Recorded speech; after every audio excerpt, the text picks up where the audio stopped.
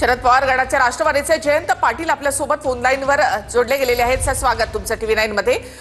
2 दिवसात धनंजय मुंडे मुख्यमंत्र्यांना 2 वेळा भेटतात। पुन्हा एकदा कृषी खात्यासाठी ते इच्छुक आहेत, तर कोकाटेंचं मंत्रिपद काढणार नाहीत, त्यांचं मात्र खाते बदल केलं जाईल। कसं पाहता तुम्ही याकडे?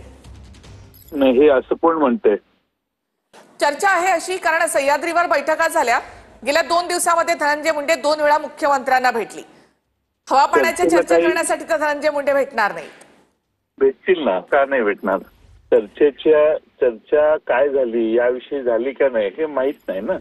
काय चर्चा झाली याच्यावर गृहीत धरणं योग्य नाही, आणि नक्की ऍक्शन काय होते याच्यावर बोलणं योग्य असं मला वाटते। कोण कोणाला भेटलं याविषयी याच्याने बातमी तयार होणं योग्य नाही, पण त्याच्यावर प्रतिक्रिया तशी देणं शक्य नाही। नक्कीच, मात्र कोकाटेंचं खातं फक्त बदललं जाईल, त्यांना मंत्रिपदावरून काढलं जाणार नाही, यावर मात्र शिक्कामोर्तब आहे। कारण अजित पवार म्हणाले होते की चौथ्यांदा जर काही चूक झाली तर आपण त्यावर कारवाई करू, म्हणजे आतापर्यंत अभय मिळालंय कोकाटेंना।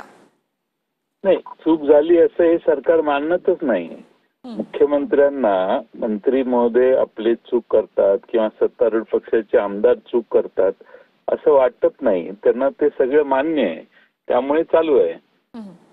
मात्र त्यांचं कृषी खातं काढलं जाईल आणि त्यांना क्रीडा मंत्री किंवा मदत पुनर्वसन यासारखं खातं दिलं जाईल, अशी ही एक चर्चा आहे।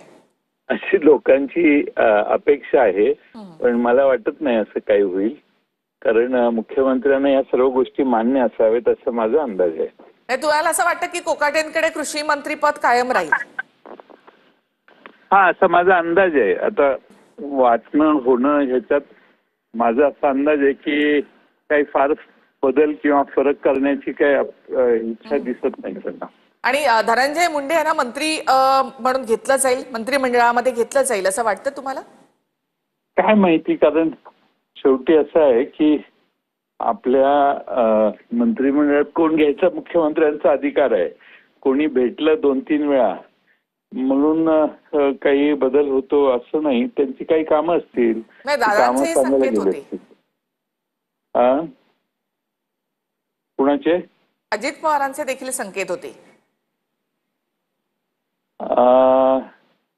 मग त्यांची आणि मुख्यमंत्र्यांची चर्चा झाली तर ते करतील। आता काय आहे की काही केलं तरी काही होत नाही अशी साधारणपणाने सत्तारूढ पक्षाची मानसिकता आहे, त्यामुळं सरकार काय करेल हे आज सांगणं शक्य नाही।